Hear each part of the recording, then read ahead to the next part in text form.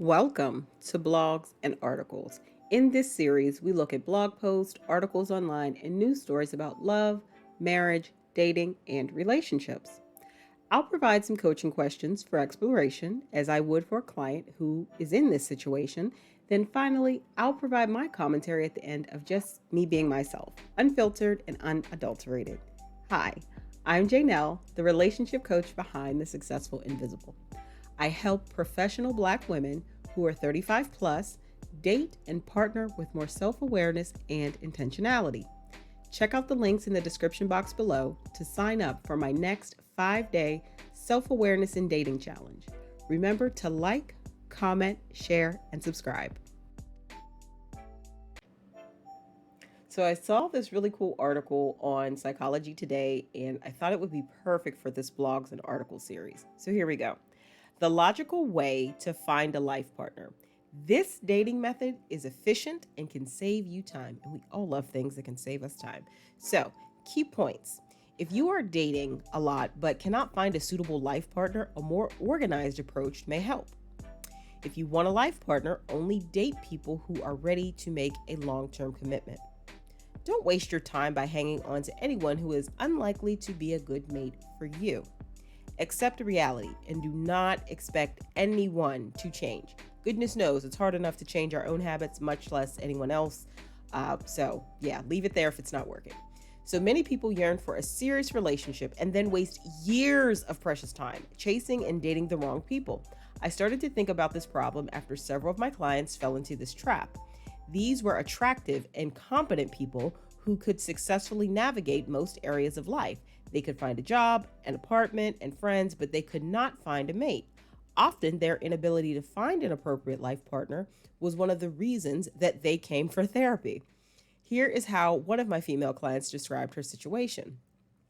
I date a lot, but nothing ever works out. If I like him, he doesn't like me, and vice versa.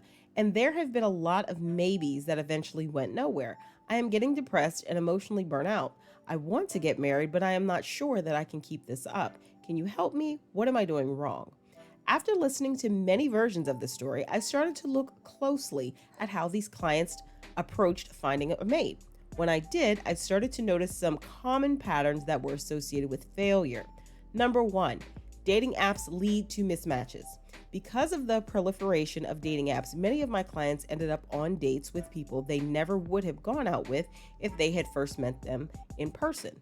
There was no chemistry, or they were badly mismatched in ways that did not show up in dating profiles. Two, too inclusive. Many of my clients were not being discerning enough about who they agreed to go out with and were casting their net too widely because they felt desperate. Number three, staying too long. They also tended to hang on to relationships that were going nowhere for fear that they would not find anyone better or in the hope that things would somehow improve. Number four, bad relationship advice. When they complained about their situation to friends or family, they received well-intended advice that erred on the side of romantic wishful thinking. Don't worry, love will find you when you least expect it, or blamed my clients. You need to be less picky. I hate that last one. None of this turned out to be helpful. What my clients really needed was a practical plan that would help them find the right mate and rule out the wrong ones. So I decided to think about the situation logically. What if there were a way to identify and eliminate bad matches early in the dating process? I came up with a simple approach to dating that greatly increased my clients' chances of finding an appropriate mate. It is easy to understand and very efficient because it is based on facts and logic, not romantic ideas, which makes perfect sense to me as a relationship coach, because I also realized that marriage, as it was intended, is a legal contract. Love didn't come into the picture until a couple hundred years ago, so it's a very new concept in the context of marriage. So, back to the article. Fact one, attracted to you and available. Unless you live in a very isolated area and do not socialize at all, at any point in time, there will be a group of people that you have access to who are single and find you attractive. Advice, ignore anyone who is not single and who is not attracted to you. It doesn't matter what their reasons are. Getting attached to people who are unavailable is a painful and inefficient use of your time. Ladies who deal with married men, this is for you. Leave them alone. If you believe that no one is ever attracted to you, that you are inherently unlovable, you will likely need some psychotherapy before you can utilize my advice. Your lack of self esteem will get in the way of you noticing and responding appropriately to the people who are attracted to you. Fact two, attraction to them. In the group who find you attractive, there will be a subgroup of people who you find attractive. Advice, ignore anyone to whom you are not attracted. Yes, I'm screaming this from the rafters. Do not date people you are not attracted to. It does not work. It does not matter why you are not attracted to them. Do not waste time trying to rationalize being with them or fantasizing about them changing, because it won't happen. Fact three, ready to be a life partner. In the group of people that you are attracted to, who are also attracted to you, where there will be another subgroup of people who are ready to choose a life partner now, and others who are not ready yet ready. Advice, only date people who indicate that they are ready to choose a life partner now. Do not continue to date anyone who needs to be persuaded to marry you or who you hope will commit to you sometime in the future. We ain't got time for that.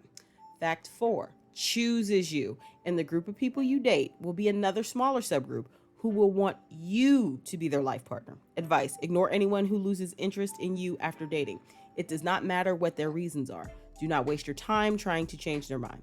Once you have done the above, choose your life partner from the group who chooses you. Summary, although there are literally thousands of people you might find attractive, the only ones that matter are the ones who have the following characteristics. 1, single. They are single. Not it's complicated, not I'm separated, not, we don't have sex together and live with the house. Screw all of that. Single. Number 2, they find you appealing. 3, you find them appealing. 4, they are ready to choose a life partner now. 5, they want you to be their life partner. The best way to find your life partner quickly is to weed out anyone who does not meet the above criteria and save your romantic feelings for someone who does. So this is by author Eleanor Greenberg, PhD, a Gestalt therapy trainer who wrote this for Psychology Today. And I really thought this was a fun article, very straightforward. Let's move on.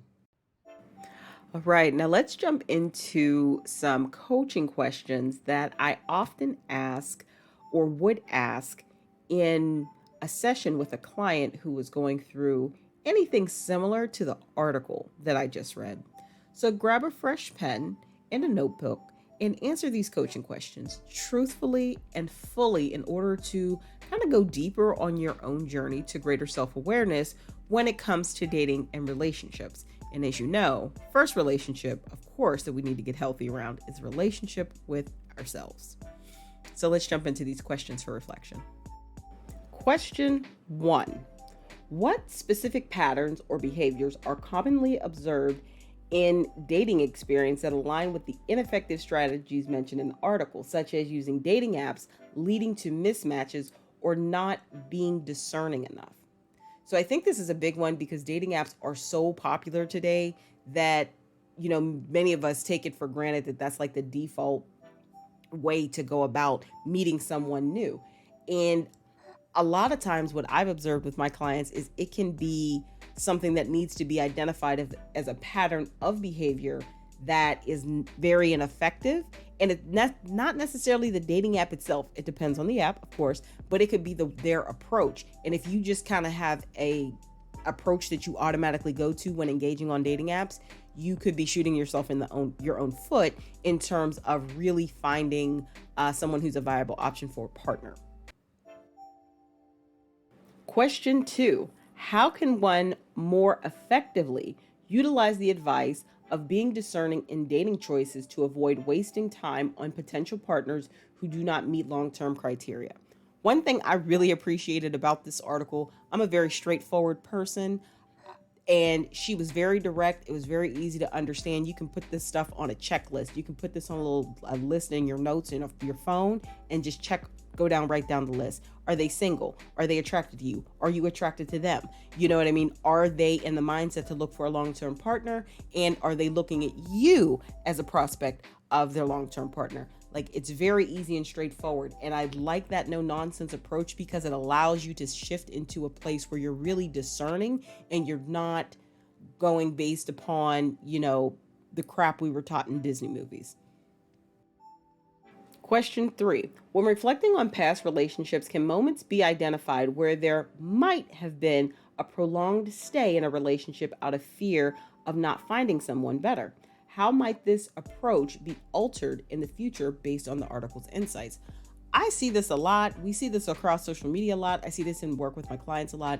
People are staying in relationships that don't serve them, don't make them happy, are very one-sided. Usually the person I'm working with is the one who's giving the most, and where they feel exploited, unappreciated, etc. But they will stay out of this fear of the stigma of being single, which is heavily pushed on women, especially women in the age demographic I work with, the 35 plus ladies. And there's this fear there, and it is tied to self-esteem and self-worth and some other things. But I think it's important to recognize that, because once you recognize that and acknowledge that, you can then get out of a situation safely, soundly, and quickly once you stop leaning into worried about other people's perception of your singleness or ending a long-term relationship that seemed okay, but they really weren't your person, your fit, or, being an equitable partner. And I think, like I said, this article was great because it was very straightforward, easy to understand, 5-point checklist, and just stick to that checklist. And I think a lot of people using that alone would be more effective in their dating lives. Question 4. What actionable steps can be taken to ensure that individuals are only dating those who are not only attracted to them, but also ready to commit to a life partner, as suggested in the article? I think one of the biggest actionable steps that people can take, especially women, is asking tough questions up front. I have observed, and I've noticed it in myself when I was first starting my journey into dating, and now I'm really dating the type of men I want, is that I would hold back asking hard questions. Part of it is socialization, and women are kind of taught to, hold back a bit, even those of us who are, highly educated professionals, etc. But that was the biggest actionable step I was able to take to weed out, someone who really wasn't a viable option extremely early. And I would suggest people do that. I don't mean drill sergeant questions or asking them in that manner. You can if you want, do what you want. But it's more about having those open and authentic conversations early. And here's just a tidbit. Someone who's trying to waste your time and run you around is going to deflect or be very uncomfortable with straightforward questions like that. Or they answer them too smoothly, so you can tell it's super rehearsed. So that is a huge indicator that the person you're talking to is not someone you really need to consider for long term. Question 5. How are situations typically handled when someone being dated loses interest? Based on the article's advice, how might one adjust their response to these situations to better conserve emotional energy and time? So a lot of times, from what I've observed in my personal life as well as in my coaching practice, when the person who, usually my client who I'm working with, like their partner has lost interest with them, but they're holding on to something that isn't really fruitful, is their partner will start acting different. They'll be even less considerate. They probably weren't ever really considerate. They'll be less available. They'll physically try not to be around a lot, or they'll cause a lot of distress in the home. It could, worst case scenario, turn abusive. Like, you will notice in the behavior, they're either withdrawing a lot or they're acting out a lot. It's usually one of those two things that occurs when a person is in a relationship but their partner doesn't want to be with them anymore, but their partner also doesn't want to break up, which is super cowardly, and we ain't got time for that. And then based on, the second part of the question, based upon the article, how might one adjust their response to these situations is to be honest with oneself and have clear communication. Always be checking in with yourself. Always, have those talks, and you have to be real. And the best way to be real is to have worked on your self-esteem and self-worth, and you understand that maybe your partner losing interest in you, it has nothing to do with you being less valuable or a great person, etc. They just lost interest in you. It's okay. And the quicker you cut that cord and let them go, the sooner you can recoup your peace, work on your healing and recoup your peace. So I think that that's just the best way to move forward. Let's jump into one of my favorite parts of any of my blogs and article videos. And here I want to offer just my thoughts on what we've just read, how I see it translating in, my coaching and the wonderful people I coach with, and just any broader concepts that come up. Just my thoughts.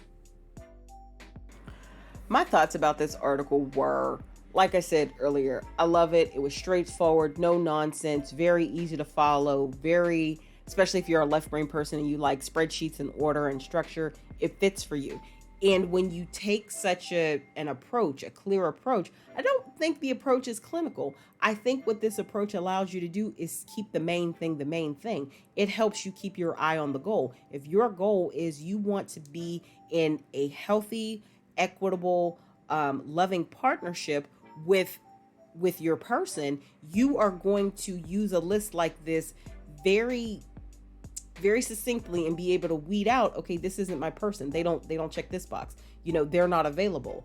They're not attracted to me. I'm not attracted to them. I have to say this third one is so big because a lot of women feel bad passing over, and I'll use air quotes, nice guys.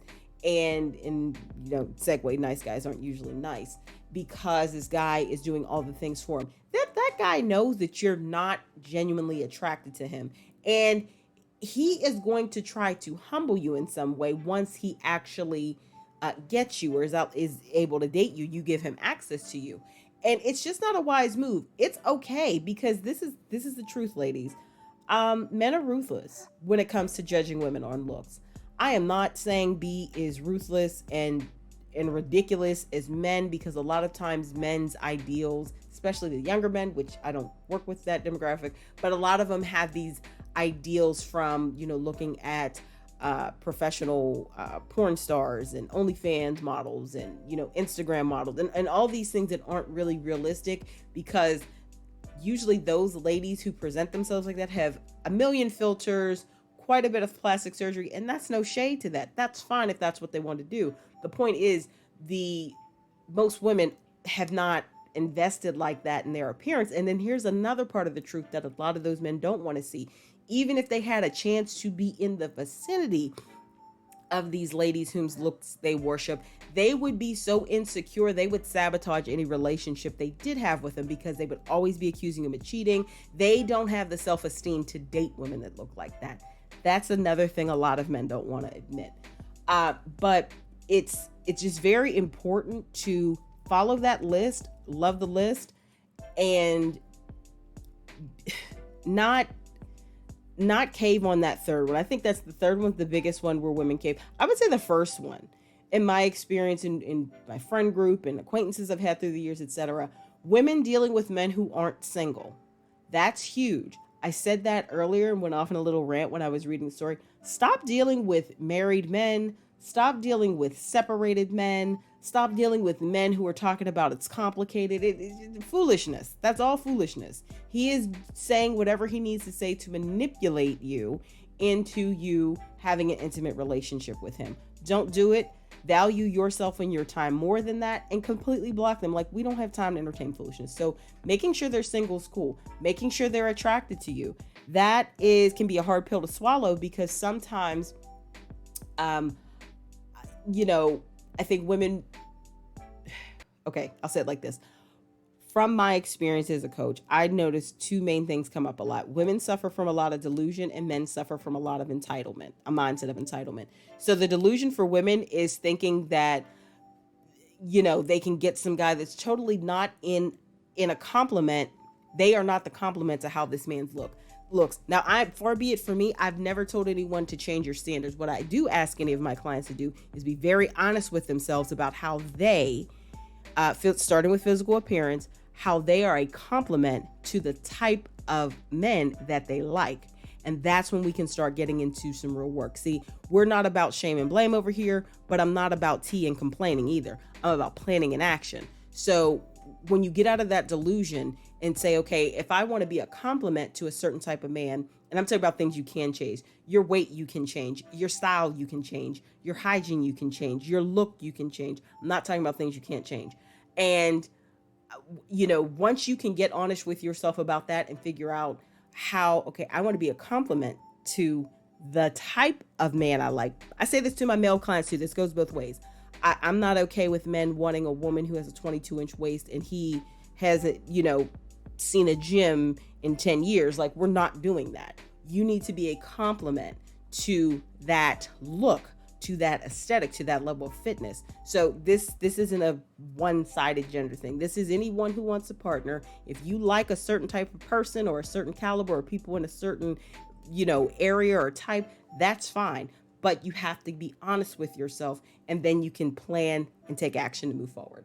The third one, like I said, don't date the nice guy. Don't give the guy a chance that you really don't like. I think you'll regret it. You don't understand. Your body will react in a certain way when you get to the intimate parts of your relationship. You don't want to be around him because you're not attracted to him.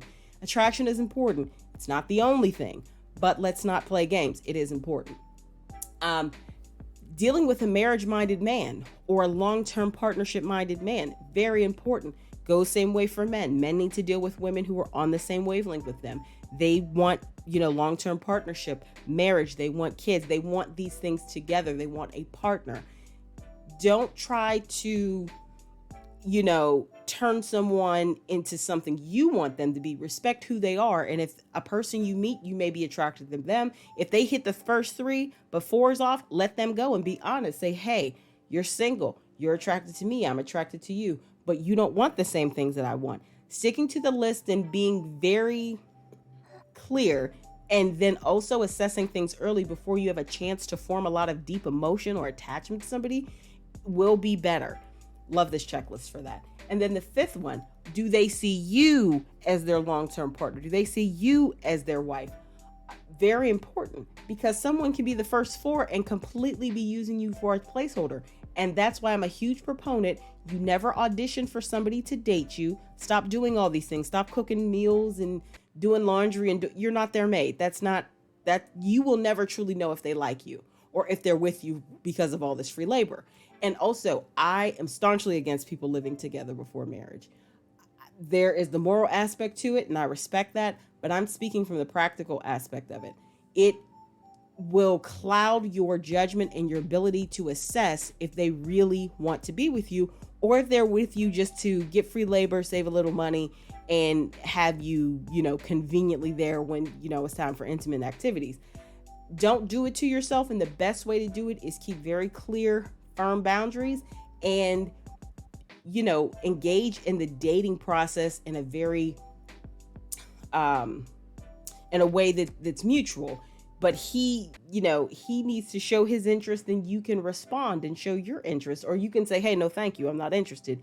Either way, the clarity of using a list like this will get you so much further.